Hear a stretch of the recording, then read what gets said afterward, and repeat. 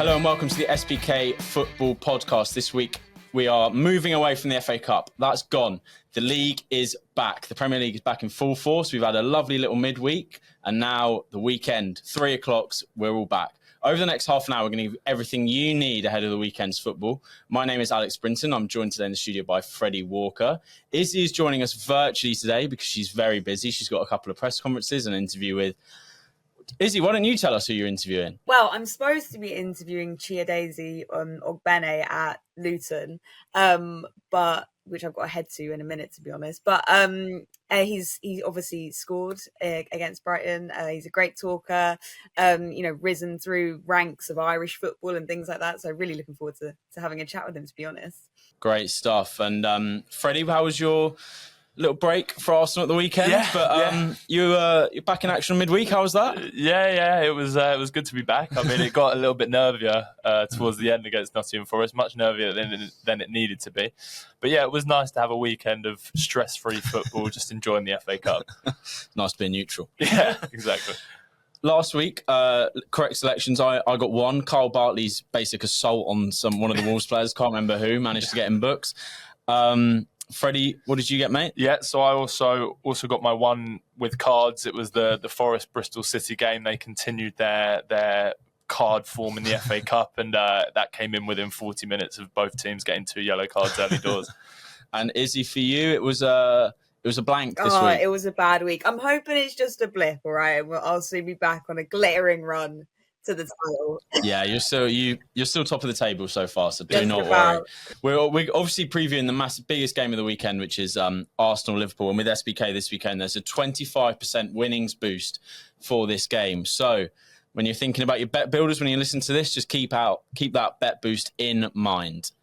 Issy, before we get into the game, I think it's fair to say the football world was sort of rocked by the news that Klopp is stepping down at the end of the season. When you look at this market for the next Liverpool manager that's sort of live at the moment, who do you think it will be, and sort of where if you were to place a bet on it, where would you go? Yeah, I think you worded that question brilliantly in the sense that just as a journalist on that day when the news was announced, it was like, it rocked the world of football, but also as a journalist, everything changed. I was going to a Brighton press conference and I was then asking Roberto De Zerbi if he would be the next Liverpool manager. But when I look at the market itself, obviously Xabi Alonso is smack bang at the top of that list. He is the hot favourite. He's at 2.26. Obviously the club that he's at the minute, Leverkusen, they've told Alonso, privately and publicly, they're not going to stand in his way if he decides to join an elite club in Europe. There is no buyout clause in his contract, I know that. And his plan's always been the same. If it went well with Leverkusen, he'd always kind of look at either Real Madrid or Liverpool as the next big step. Elsewhere in the market, there is Kieran McKenna. He's in second place. Thomas Frank in third. Obviously, Kieran McKenna, an amazing run with Ipswich, but obviously I work with Thomas Frank a lot. I know it would take a lot to prize him away from that real family tight unit at Brentford. I think he does feel like there's a real project still to happen there. I think they think they could get into Europe at some point. But I would just say, if this season continues to go badly for Brentford and Ivan Toney leaves at the end of the season, maybe we'd finally see a shift in Thomas Frank's attitude towards things. But I also think De Zerbi's probably not in there. But I know in the Liverpool camp, they really admire Thomas Frank in terms of what he's done on a small budget. But again, as I said, Xabi Alonso smack bang at the top. Freddie, it didn't really seem to move the sort of the odds for the title too much, but Liverpool are currently second favourite at 3.5. Do you think Klopp leaving will sort of really spur them onto this, or do you think really City are going to just ease away? Yeah, well, it could definitely provide some extra motivation, couldn't it? And I think we saw that in the Chelsea game, them thumping them 4-1. Liverpool looked incredible, and they look like they genuinely will put in a good title race against Man City. But if we actually look historically of these kind of long managers that have had big careers at clubs, Fergie in 1999 said he was going to retire in 2002, and the Man U team dropped. He cancelled that, ended up staying for another 10, 11 years. But Wenger did it as well. He announced it early doors, and you wanted to see a boost from the Arsenal players, didn't really see it. So we'll see if Klopp can change that trend. I think if anyone can, he probably can. He seems like a motivator. So maybe it does boost Liverpool and they do push on for that title. But I think, we'll find out a lot more on Sunday when they play Arsenal. Issy, we're in such an interesting position because these two have sort of played each other twice really recently. When they played the Emirates in the Cup, it was 2-0 for Liverpool. You can get that priced at 19 at the moment. Is that tempting? Look, that result is massively tempting. When you look at, I just had to do a bit of homework on it. When you look at the head-to-head record, that result really caught my eye. That Liverpool 2-0 over Arsenal was cropped up 3 times in the recent last 6 meetings between them across all competitions. Also, you look at Liverpool, they're well in a shout of keeping a clean sheet. They've got the best defensive record in the league, just 18 goals conceded. Obviously, Arsenal are just behind them on 21, so really strong as well. But that 2-0 result is really, really tempting because it is close. You have to go back to, I think, about 2021 for a real drubbing. I think it was 4-0 Liverpool at the end of 2021. But yeah, that 2-0 result, massively tempting. Freddie, both teams to score is obviously like a really popular bet. Most people love both teams to score. Yeah. It's hit in the 3 of their last 5 games between these two sides, but only in 55% of Arsenal's home games this season. It's priced at 1.55 currently. Is that a bit too short for you? It is quite short, but it's an interesting one because, as Issy just mentioned, both defences are top of the league. So you've obviously got Liverpool best defence, Arsenal just behind it. But Arsenal do love to give away a cheap goal. Even though that defence is very good, they're giving away one and it tends to be pretty cheap. But the key stat here that I saw was that Liverpool have failed to score in exactly 0% of their away games. They've scored in every single away game this season. And Arsenal have only failed to score in 1 home game against West Ham United. So it's looking like both teams have goals in them. Arsenal, whilst their attack hasn't been as fluid, I think in this game, Liverpool are going to come out at them. And that will give Arsenal the chance to get a goal. And Liverpool look like they're in great goal-scoring form. Scored in every away game so far this year. So, yeah, both teams to score looks like it will come in, and that's probably why it's priced quite short. And Issy, speaking about goals, looking at the over-under goal market for this one, where do you fancy, really? Yeah, I think just kind of repeating what I just said, obviously, you have to go back to it. It was that 4-0 back in 2021 for a real drubbing. As I said, the fixtures have always been pretty close, not particularly high score lines. You're kind of looking at those 3 2-0s in recent meetings, obviously the 1-1 in December recently. And actually, when I did my homework on the head-to-heads, the most common result of the matches between these two sides when Arsenal are playing at home is a 1-1. 7 of those matches have ended in that result. So I was looking at the under 2.5 goals, which is at 2.3 on SBK, because I was kind of looking at the overs and it was just coming up a little bit short. So that really took my fancy. Freddie, then, we've done goals. Yeah.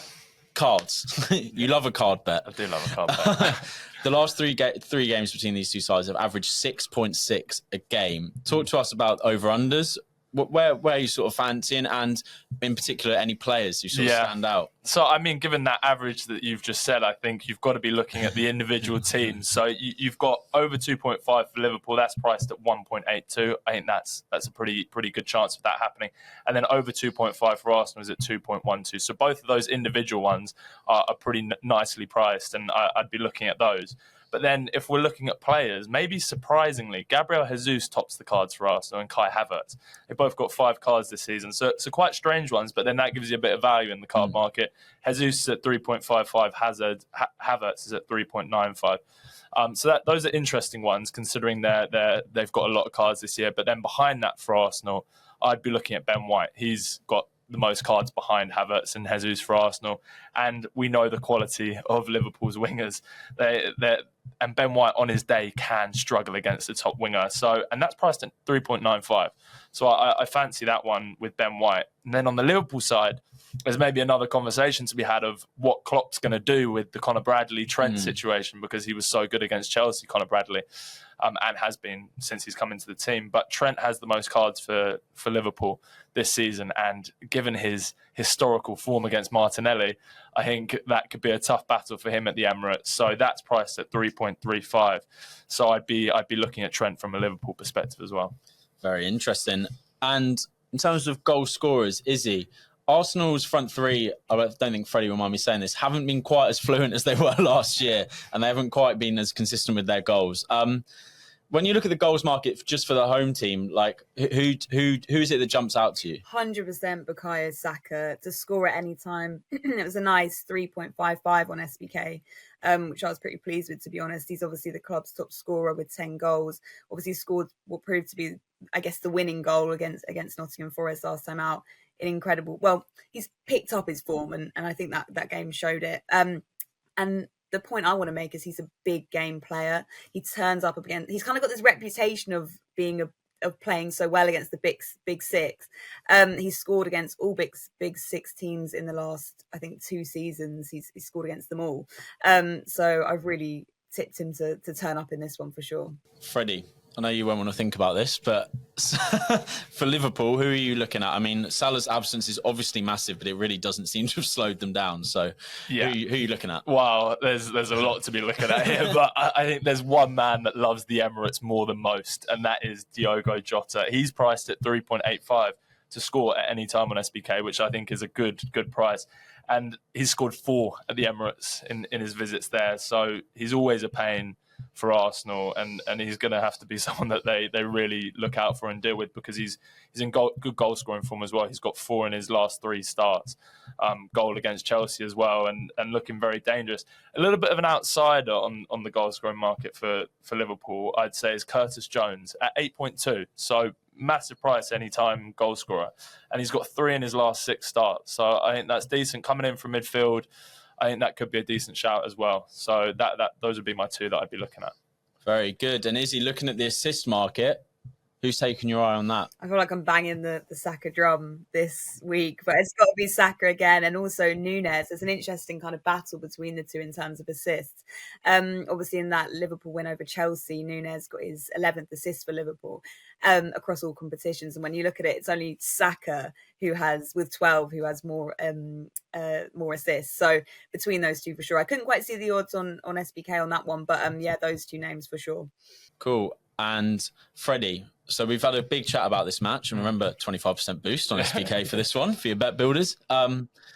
Where do you think is the best place you can find value for this one? So I've gone for a bit of a rogue one here, market, but bear with me. So I've gone for the highest scoring half to be the second half at 2.06. So Arsenal in second halves this season are outscoring opponents 28-12. So that's a total of 40 goals in second halves compared to 25 goals in first halves. And Liverpool, they're very similar. They're outscoring the opposition in second halves 32-8. And then again, that's a total of 40 goals, but compared to 30 goals in the first half. So both teams are really scoring a lot more goals in the second half than they are in the first. And I think considering this is quite a big game for both, it's going to be a bit cagey at the beginning. And first half might be quite slow. Arsenal have looked pretty slow in first halves, whether they just kind of stay solid and play the ball in front of Liverpool for ages. I think that's the way it will go. So I think the second half will be when this game really comes to life. And Issy, the same question to you. Right. I feel like I'm being kind of bold with it, but also completing a bit of a Saka hat trick. So hear me out. I've gone in for him to score first, 8.2, because it was just in terms of I believe he is like the best winger, one of the best wingers in the world right now, has 23 goal contributions this season. Obviously, that's the most between the 2 sides on the pitch. You know, it's more than stars at the likes of Bayern Munich, Real Madrid and Barcelona. And he's currently averaging a goal involvement every 103 minutes. Also, just more productive than a lot of the forwards and the players on the pitch, I believe. Obviously, Núñez, again, that kind of battle just below him on 21 goal contributions, but Saka to score first for sure. Fair enough. So it's a Bukayo Saka loving over there. Yeah, really banging the drum. I hope that doesn't come back to bite me. And now we're going to move on to our other bets for the weekend. Just to keep you all aware, there's a free bet builder on SBK for Everton v Spurs, which is the early kickoff on Saturday. And there's also another 25% boost for the blockbuster fixture on Saturday night of Aston Villa v Sheffield United. Can't wait for that one. Issy, what is your best bet of the weekend? Again, I've kind of veered away from the Premier League and even the Championship on this one. I've gone for Leyton Orient to beat Carlisle in League One. That is at 1.69. Just because I want to give our listeners a bit of insight into, you know, some really great bets they can do away from the Premier League, maybe teams they don't know and watch as much, but some really great bets that you can get. Leyton Orient have gone 6 games without a loss, and they've made their home a fortress. It's at home. They haven't even conceded a goal in 3 of their last home games. You look at Carlisle on the flip side, haven't won on the road in 8 games, conceded in all 14 of their away games, and actually in all of their last 23 home and away games, they've conceded as well. So just looking at their record, I think it's an absolute shoe-in for Leyton Orient to beat Carlisle. But yeah, I hope that doesn't come back to bite me as well. Freddie, for you, mate? Well, maybe me and Issy should have messaged before this, because I've actually got Leyton Orient to beat Carlisle as well at 1.69. Yeah. So the only thing I'd add to that is just, Issy mentioned that they're unbeaten in the last 6, and they've beaten within that as well Bolton and Portsmouth, the 2 top in League One, and they got clean sheets against both. They destroyed Portsmouth 3-0 and beat Bolton 1-0, so that's very impressive. And Carlisle have the worst away form in the league. They're actually bottom of the table. They've got 6 points from 14 games. So yeah, I agree with Issy on this one. I think Leyton Orient win.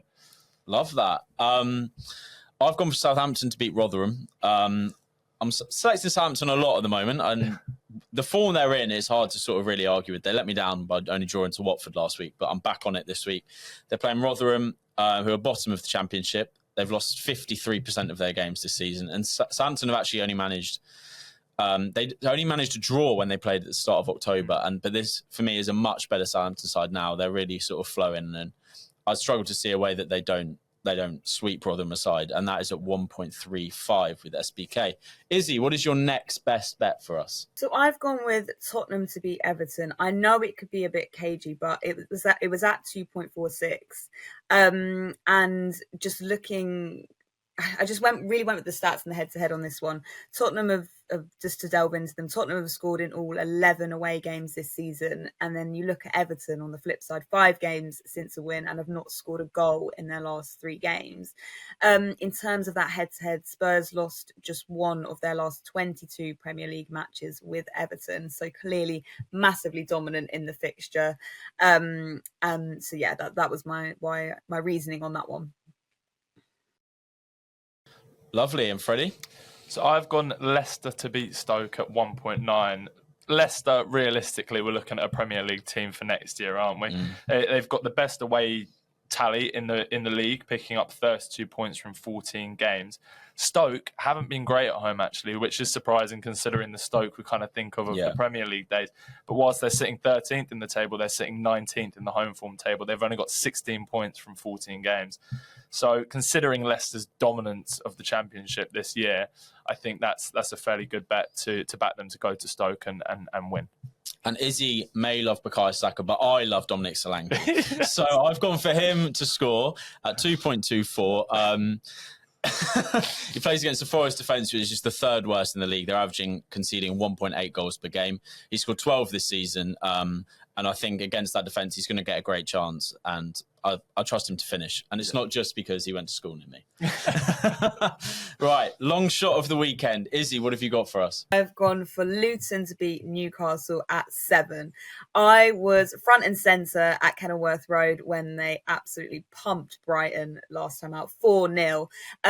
Just in terms of their athleticism was incredible. Obviously, scoring a goal in about 18 seconds and then getting the next one 2 goals within 3 minutes, clearly oozing confidence. Something has just clicked between them. I don't know if Newcastle would necessarily have lost sleep over that result, because obviously quality side, but Newcastle are hampered by injuries. Obviously Isak is 50-50 whether he'll be able to feature. It's touch and go on a lot of their other players, Harvey Barnes and things like that. And so I just think there could be the makings of a brilliant upset for this one.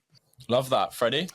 So I've gone Brighton versus Crystal Palace to be a draw at 4.0. So if we go back to 2020, there's been 8 fixtures since then between these two. There's been 5 draws, 2 Palace wins and 1 Brighton win. So it's not been a good game for Brighton, this. And 4 of the last 5 have been draws. So it's the O23 derby tends to be a pretty close game. And at 4.0, I like those odds considering how historically it's been draws. Brighton, as well, as Issy just mentioned, got thumped by Luton 4-0.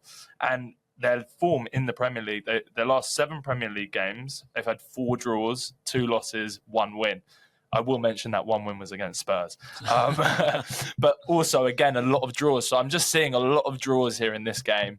Even though Brighton go in the favourites, considering their form and the history in this game, yeah, I think at 4.0, that's a good bet. I like that. I've gone for Wolves to beat Chelsea. I was quite impressed with their performance against West Brom. Obviously, like one of those derbies that it was hotly contested. It could easily have gone quite wrong for them, but I thought they showed their class. They played pretty well. Caught West Brom out on the counter, and I thought it was a pretty professional job.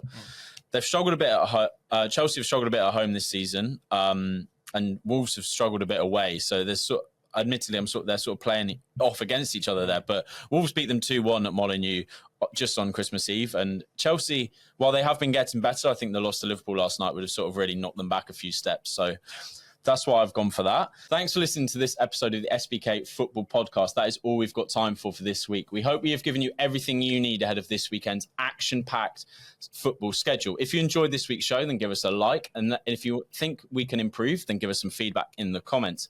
Remember that new customers can get £30 in free bets with SBK when you place a first bet of £10. T&Cs apply. And remember, please gamble responsibly.